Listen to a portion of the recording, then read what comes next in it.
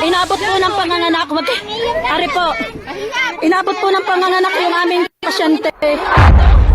Ayan po. Nagkakagulo ang ilang residente dito sa Lemery, Batangas. Ilang saglit pa, makikita ang isang dalagita na nanganganak na pala sa kalsada. Anak na! Hindi na ba sa hospital? Labas na naman ang bata.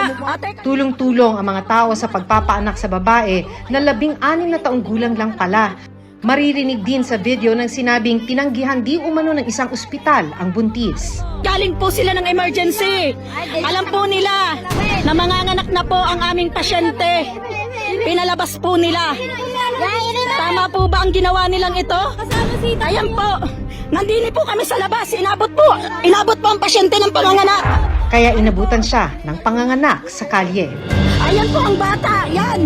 Nanganganak ho. Nasa kalsada ho kami. Habang nasa tricycle daw sila, lumalabas na yung ulo ng bata. Buti na lang daw naka-diaper. Hanggat inabutan na siya ng panganganak dito mismo sa lugar na to. So, can you imagine yung takot ng bata at pati yung sakit na kanyang naranasan habang nanganganak dito sa gilid ng kalsada?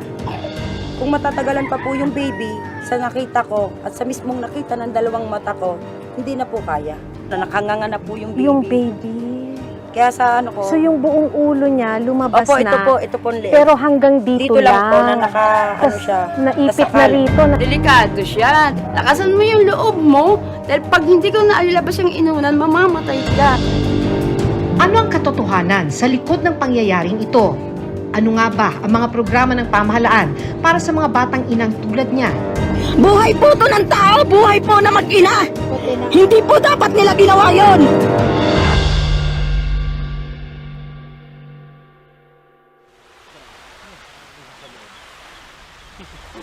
June 28, bandang alas 5 ng hapon, makikitang pinalilibutan ng mga tao ang isang dalagita. Itatago namin siya sa pangalang Hazel, 16 na taong gulang. Ari po. Inabot po ng panganganak yung aming pasyente.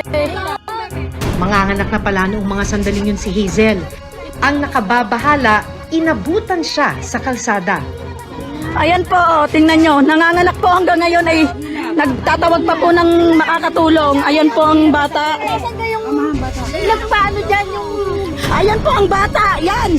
Nanganganak ho. Nasa kalsada ho kami. Inabot ho dito sa panganganak ang pasyenteng ito. Nilagyan lang siya ng karton bilang pansapin at tinakpan ng kumot habang nanganganak.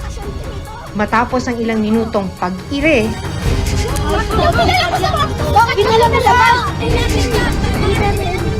Hindi po kami kamag-anak ng batang ito. Diyos ko, thank you, Lord. isinilang ni Hazel ang kanyang sanggol na si Cheska, hindi niya tunay na pangalan. Leg na leg po yan. Nandito po kami sa kalsada. Nasa kalsada po siya nanganganak. Ng Diyos ko. Ari po ang bata. Ayan po ang bata. Pagkalabas ng sanggol, binuhat ng mga residente si Hazel para iuwi muna sa kanilang bahay para makapagpahinga at malinisan ang mag-ina. San Luis po. Matapos ang panganganak sa kalsada ng Dalagita, kinabukasan pa siya nadala sa ospital sa tulong ng kanilang barangay. Po ay naalis na po. Punta po sila sa private. Ayan po.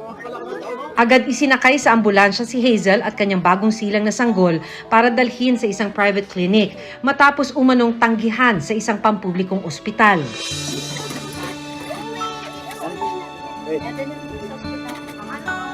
Maraming salamat po. Maraming salamat po sa pagtugon niyong pagtulong. Habang nasa tricycle daw sila, lumalabas na yung ulo ng bata. Buti na lang daw naka-diaper. Hanggat inabutan na siya ng panganganak dito mismo sa lugar na to. So, can you imagine yung takot ng bata at pati yung sakit na kanyang naranasan habang nanganganak dito sa gilid ng kalsada? Nahanap din namin ang ilang residenteng tumulong sa panganganak ni Hazel habang nasa kalsada. So, nakita niyo siya rito. Opo. na manganganak na. Pagdating po namin, binaba agad niya po sa tricycle, binuhat niya po yan. Kasi hindi na po pwedeng Hindi na niya kaya. po, umakyat sa taas. Ayan po, oh. Kwento ni Sheila, inakala nilang patay na ang sanggol dahil nangingitim na ang ulo at hindi humihinga ang sanggol matapos mailuwal ni Hazel. Sa hanggang sa ginanon-ganon ko na lang po yung dibdib, Hanggang sa inalog-alog ko, tinagilid. Pinisil ko po ilong hanggang sa umiyak na po siya. Diyos ko, thank you, Lord! Parang doon po kami nabuhayan nung narinig po namin na umiyak yung bata. so hindi umiiyak yung bata Opo, nung lumabas. makalabas po, hindi po agad umiyak. Inalog-alog ko po hanggang sa inano ko po yung bunganga, Oo. pinisil ko po yung ilong para lang po umiyak yung baby. Siguro kung natagalan pa po ng mga kalahating oras, ganyan siguro po, ang batang yun, patay na po. Dahil itim na po talaga na, kung tutusin po, kung ako lang po talagang hinihinaan ko loob ko, hindi ko po kaya dahil ayoko pong ako po yung pag-aabutan, pero sa ano po, gusto ko lang pong makatulong. Natakot ka rin nun. Parang nawala na po yung takot ko, ang gusto ko lang po masurvive po yung mag-ina. Live na live po yan. Nandito po kami sa kalsada. Ano pong masasabi nyo ngayon sa ospital ng emergency? Batangas. Ito po. Pinalabas daw, pinalis. Pinalis sa emergency. Nakaramdam man ng pangamba si Sheila at iba pang tumulong sa pagpapaanak kay Hazel, buong tapang daw nilang tinulungan ang mag-ina. Pinuntahan nila ako doon sa bahay habang naliligo ako na tulungan nga daw at labas na raw ang bata. Di, sa taranta ko kahit hindi na nga ako na habang daan nga ako'y nagbibihis. Naisip ko naman, syempre bilang nanay, bilang babae, delikado siya. May naano na kami sa post na namatay. Yung mag-inang pinaanak na din ng kumadron, namatay ang ina dahil hindi na ilabas yung inuna. So, yun ang una ko naisip, kaya pinakialaman ko na. Kasi pag hindi na ilabas yung inuna, baka nga bumuka, mamatay siya. Ay, nung binipi doon, mataas ang BP niya, kaya sabi ko baka hindi kayanin ng bata, lambot na siya eh. Kaya mupo na ako doon, pinakialaman ko na, sabi ko bumuka ka. Kasi pag inaano ko pa nga siya, pinapagalitan ko para lumakas ang loob. Sabi ko, makinig ka sa akin. Lakasan mo yung loob mo, dahil pag hindi ko nailabas yung inunan, mamamatay ka. Kung matatagalan pa po yung baby, sa nakita ko at sa mismong nakita ng dalawang mata ko, hindi na po kaya. Nakanganga na po yung baby. Yung baby. Kaya sa ano ko, So yung buong ulo niya lumabas opo, na. ito po ang leeg. Pero hanggang dito, dito lang po na ano Tas siya. naipit na nasakal. rito. Dahil menor de edad, peligroso ang panganganak ni Hazel, lalo pa kung nasa labas ng maternity clinic o ng ospital. Live na live po yan. Nandito po kami sa kalsada. Ayon sa isang OB gynecologist, maraming problemang pangkalusugan ang pwedeng mangyari sa mga batang ina. 2 hanggang 5 beses na mas mataas ang risk na mamatay sa panganganak ang batang ina kumpara sa mga adult mothers. Habang ang sanggol mula sa batang ina naman ay 3 beses na mas mataas ang risk na bawian ng buhay kumpara sa mga ipinanganak ng mga adult mothers. Kapag teenager po kasi, they are already categorized under the high-risk group no, because of their age. Marami pong risks and potential complications for anyone in general actually who delivers outside of a controlled environment. Yung pagkakaroon po ng sepsis, no, yung sa mother, dahil exposed po siya. Open wound po kasi is gustong-gusto ng mga bacteria na pinupuntahan po yun no, na pwedeng magkaroon ng infection. Nasa kalsada po siya nanganganak ng Diyos ko. Ari po ang bata. Ayan po ang bata. Diyos ko po, Lord. Dahil sa nangyari kay Hazel, galit na galit din ang ilang kapitbahay at kamag-anak nila. Nagmakaawa na ako sa Yan. isla! Ba't di inintindi ang pasyente ka? Alam po nila na manganganak na po ang aming pasyente. Pinalabas po nila. Tama po ba ang ginawa nilang ito? Ayan po. Nandini po kami sa labas. Inabot po ang pasyente ng panganganak. Ari po.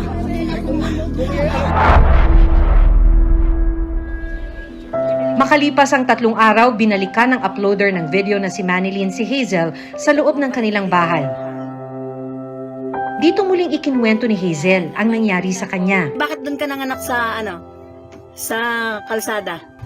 Dahil sa emergency, Oh. tinanggihan mo kami, pinalis po. Salamat daw po sa mga nag-alala kay at sa mga nagtatanong po sa kanya. Ayan po. Ito po ang kanilang tinitirhan.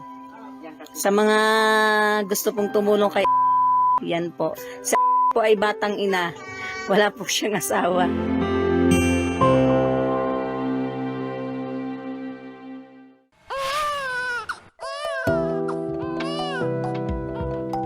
Binisita rin ng Reporter's Notebook sina Hazel at Baby Cheska. Tumanggi munang magbigay ng panayam si Hazel dahil daw sa tromang naranasan niya habang nanganganak sa kalsada. Pero kwento niya sa amin, nabuntis siya ng kanyang nobyo na 19 na taong gulang. Dahil sa kahirapan, hindi na rin niya naipagpatuloy ang kanyang pag-aaral sa grade 5. Nakapanayam naman namin ang kanyang ina. Kwento niya, June 28 isinugod na ang kanyang anak sa ospital matapos makaramdam ng panghihilab ng tiyan. Pero pagdating ni Hazel sa ospital, nagpositibo siya sa COVID-19. Naging dahilan din daw ito para tanggihan siya sa ospital. Pinalabas daw si nasabi yun nga daw positive sa COVID. Bandang 5:30 ng hapon, umalis na lang daw sila ng ospital at nagdesisyong umuwi na lang. Pero habang nasa daan, bigla raw pumutok ang panubigan ni Hazel. Kaya bumaba siya sa sinasakyang tricycle at inabutan ng panganganak sa maruming kalsadang ito. Live na live po yan. Nandito po kami sa kalsada. Sa tingin niyo po ano pong dapat gawin? Kitang-kita niya raw ang paghihirap ng anak na si Hazel habang nanganganak sa kalsada. Violet na po siya. Hindi ko nga ho alam kung ano hong gagawin ko. Sabi ko, anak, laksan man loob mo. Masakit po. Bilang ina ho, na hindi ko malaho na ipag-anong anak ko. Ayan po ang bata. Yan. Nanganganak ho. Nasa kalsada ho kami. Inabot ho dito sa panganganak ang pasyenteng ito. Ipinalabas ng emergency. Ari po, tama po ba yon? Sa tingin niyo po, tama po ang ginagawa nila? Sabi ko nga ho, bakit kayo ng hospitals dito? Inaman ho para sa mahirap. Bakit ho naman ginaya ng anak ko na parang aso? Hirap na hirap ho yung bata na anong yun. Nandini ho nanganganak sa labas na ito. Tama po bang palabasin nilang pasyenteng ito? Talaga kong masama ho, talagang loob ko nun. Tinanong mo namin kung bakit ho kayo. Sinagot ho kami ng ospital, positive ho si Ang sabi ho namin, bakit positive na pala si pinalis niyo pa rin. Dapat ho na lang ikinan niyo sa isang tabi o kaya sa isang kwarto. Hindi na lang kung ginayon ninyo. Buhay po to ng tao, buhay po na mag-ina. Hindi po dapat nila ginawa yon. Ayan po, nasa kalsada pa po yan.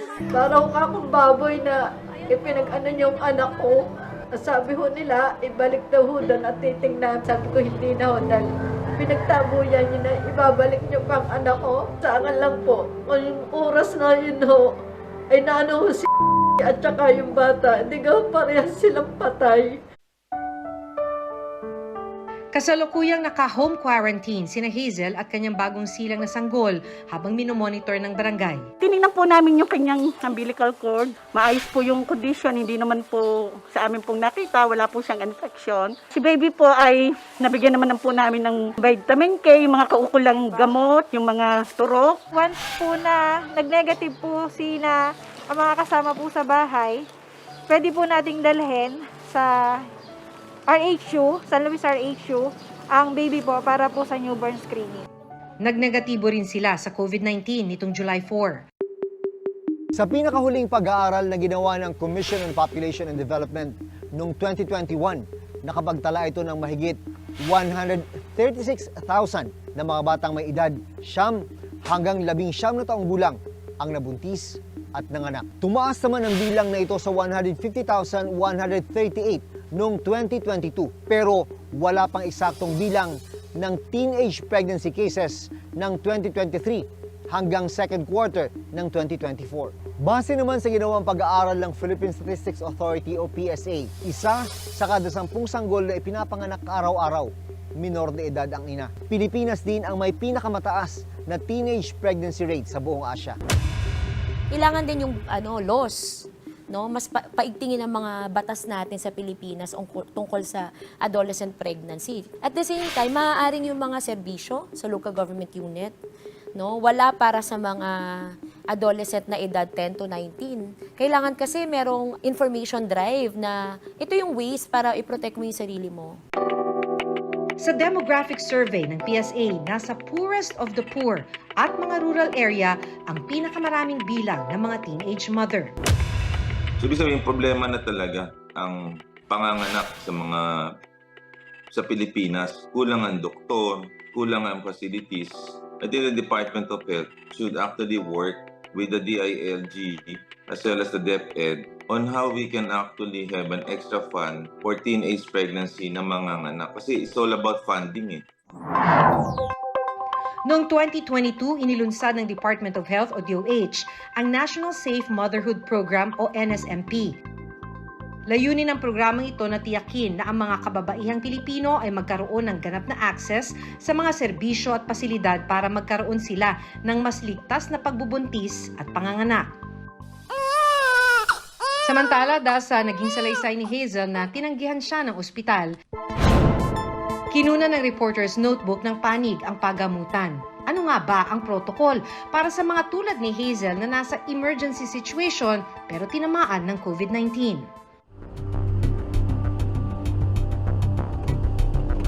Nito lang Miyerkules, pinuntahan ng Reporter's Notebook ang ospital na tumanggi o manong tumanggap kay Hazel. Gusto sana naming linawin kung ano ang katotohanan sa mga paratang laban sa kanila.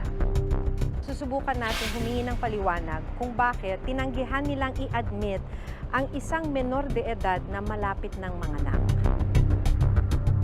Ayan po, nandini po kami sa labas, inabot po ang pasyente ng panganganak. Ari po, ayan po ang bata, yan, nanganganak ho, nasa kalsada ho kami.